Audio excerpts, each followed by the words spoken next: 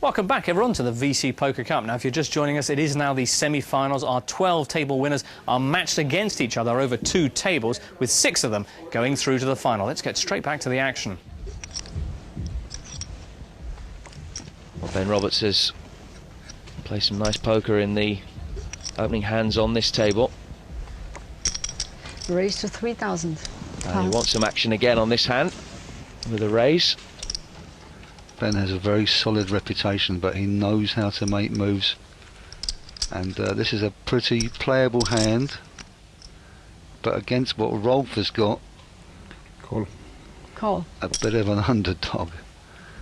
Now Stuart might want to have a look with his deuces as well. Call. Pass. Thank you for the tips. All sorts of ways that Ben could get into 3 trouble players. here. Check. Check. Check. Stuart with a gut shot draw. He'd like to see a 4. The queen, though, is a big card. Well, it's bad news for Ben, that. He didn't like the flop. It looked a little bit too dangerous with 2 players against him, but now he's hit the top pair, and Rolf is probably going to come over the top here.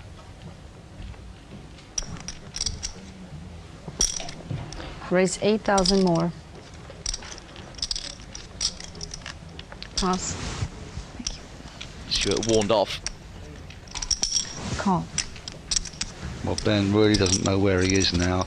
He's hoping that Rolf has got a flush draw, I guess. Well, that's once again, he's hit his second pair when he needed to. Call. And Rolf did very well just to switch off and call there on the end. Oh, second lucky river. Good play by Rolf, really. Yeah. And a bit of a lucky escape for Ben, I've got to say.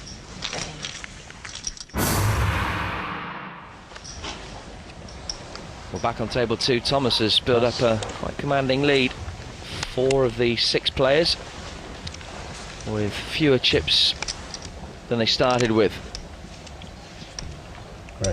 Raise. Richard raises with his pocket pair of 9s. 5,000 in total. Oh, he's about to walk into a nightmare.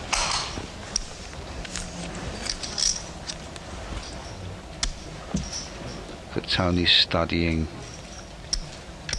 I wonder if I've got a good enough hand to play here.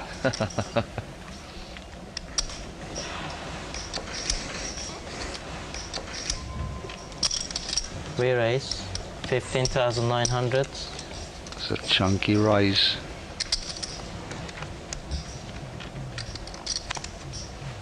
Yes. Jan went through the motions, but he's never going to be interested, really. And Richard Holmes, the Australian, quite happy with his pair of 9s. 10,900 is the raise. Much less happy now that Tony's come in with that. It's a horrible position to be in, but he'll know that Tony Bloom's a very aggressive player. Re-raise, all in. And Yeah, cool. Call. All in. and one of the things about being known as an aggressive player is you get the action when you got the hands. But I can't believe he's given him that much action. He's moved all his chips in. All right, there's an all-in. Richard Holmes is all-in before the flop. His hand is a pair of 9s. Tony's hand is a pair of aces. So Richard needs a see the 9, flop. otherwise he's going home. Studio. They asked me to wait. Of course, yeah, just wait. And the flop comes. Queen, 6, 8. Even clubs We have can't aces in help front.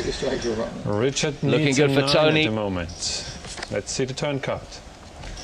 Here is a 7. Now, Now that's better. outs. So any 5. Tenor of any 5 9, or gives him the any straight. 10 would help A him. 9 gives him them. trips. And the last card is a 4. No help. But Richard Holmes. no help in the end, and Richard Holmes is the first to be eliminated from the semi-final tables. And Tony Bloom, the creditor, sees off his first opponent. Any help with this?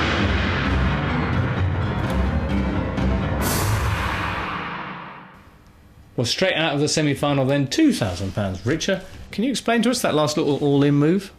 Tony Bloom is regarded as one of the best poker players in the world, and I hadn't had any hands for like a couple of hours or whatever that we've been playing. Twice I'd tried a raise, he'd come over the top of me both times, and I just thought, you know, I made a raise early and he came back over me, I don't know, about 15,000 or something, and I just thought, well, if I go all in, there's only one hand he can possibly have that he could call.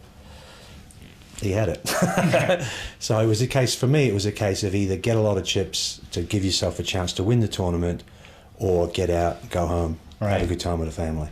It's been a great tournament, I've enjoyed it, so anything else was a bonus.